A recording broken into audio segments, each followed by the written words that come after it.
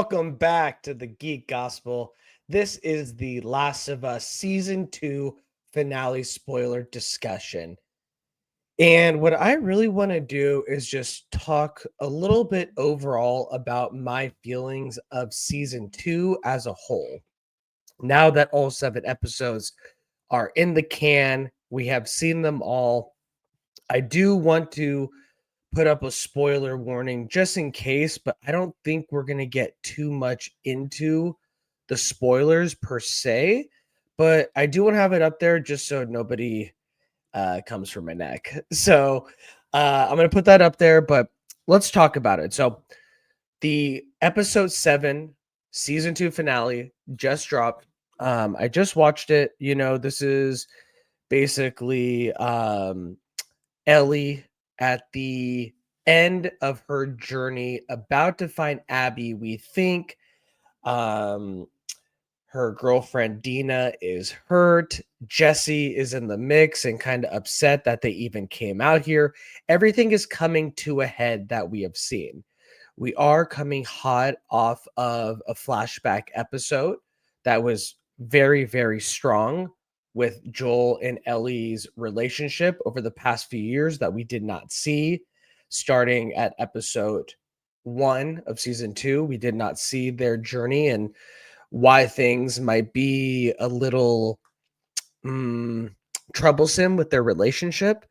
But we got a great flashback. And now we're back in the present.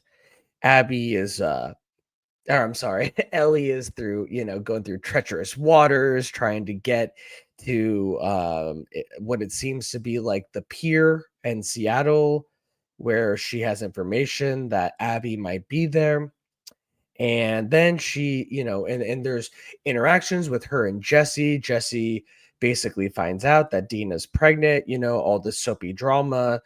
And then we get to the end, and Ellie is confronting, I believe their names are Owen and Mel. And basically, she says, I just heard you talking about Abby. You obviously know where she is. Point on the map. I'll leave you guys alone. I will not kill you. Just show me where she is. So it seems like on her journey to find Abby, she is slowly becoming back to herself.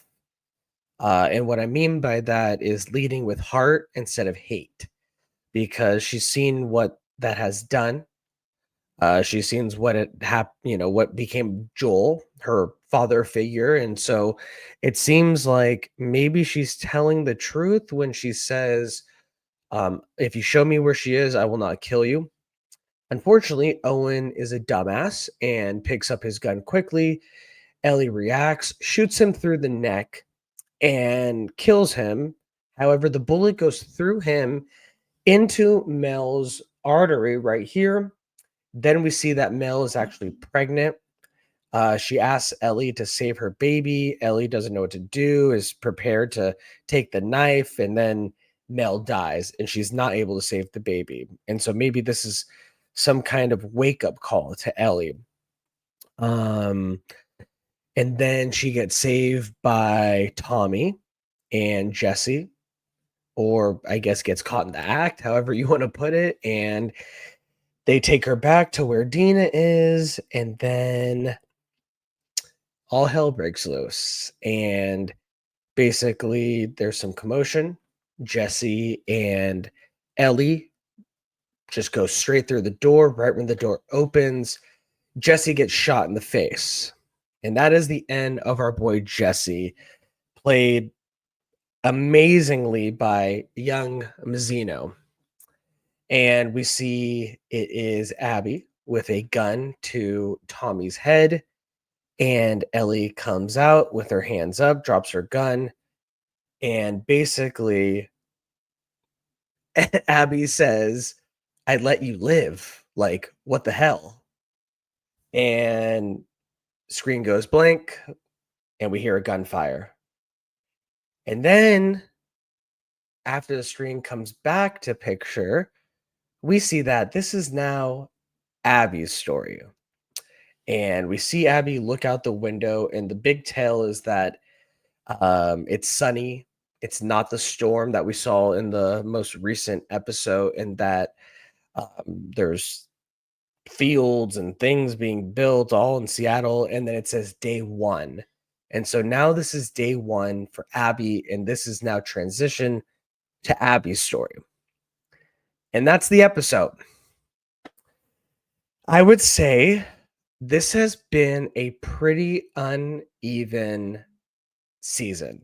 And it's not to say that there wasn't really great scenes. I mean, the last episode, the flashback with Joel and Ellie, was fantastic. It was one of the best. The first two episodes, fantastic. Joel's shocking death in episode 2, great. It just seems there was some in between that just kind of fell by the wayside. Even if you look at the fans' reaction, and I know fanboys on IMDb can be harsh and can review bomb, and it lowers the scores. But just to give you an idea, starting at episode 1 of season 2, it goes 7.3, 9.3, 6.9, 6.3, 7.4, 8.7, and then 6.9 for the finale. That is a lot of up and down numbers, as high as 9.3 and as low as 6.3. Keep in mind, there's a lot of haters out there. There's a lot of people that hate Bella Ramsey as Ellie. It is unfortunate because I do think she's good. I do think she's a good actress. I don't think she is the reason the show has suffered a bit in season 2. And so yeah, it has been a pretty uneven season. And now we are hearing from Craig Mazin, the showrunner, that there's no way he can finish the story in 3 seasons, that he indeed needs a season 4 to actually complete the part 2 video game. So next season, it'll start at day 1, and this will be Abby's story, and she will be our main character, is what it looks like for season 3. And I'm not the biggest gamer. I do have a profound respect for this video game and the storytelling that it has brought to the medium. And I did I've seen cutscenes, I've looked ahead, and this does happen in the video game. You do play as Abby at this point, and it is her story. And so you do get to go through it now from her point of view. And I think that's really cool storytelling. Do I think that maybe this could have happened sooner, or that maybe storytelling wise in a TV series, they could have played with it a little better? I do. I really do. I think because of the unevenness of this season, basically how I feel is that it has lost a lot of viewership, and it's lost a lot of interest. And now that Pedro is definitely not coming back, maybe a throwaway flashback scene, maybe something like that. But now that he's not really coming back in any big capacity, can this show survive without him? And we talked a little bit about that on a previous episode of the Geek Gospel. And so it's going to be interesting to see the numbers moving forward. I know a lot of friends, a lot of, my brother. I know a lot of people that have given up. I think it was after episode 4 where he said, okay, so my brother was like, this show's pretty much done, right?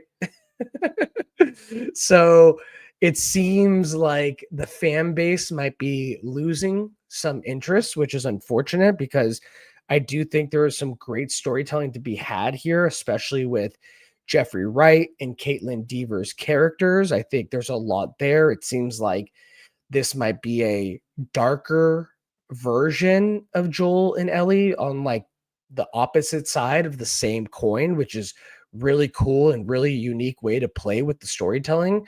I just don't know if you have captured enough of the audience's attention in season 2 to still have everyone come back for season 3. So I'm definitely coming back.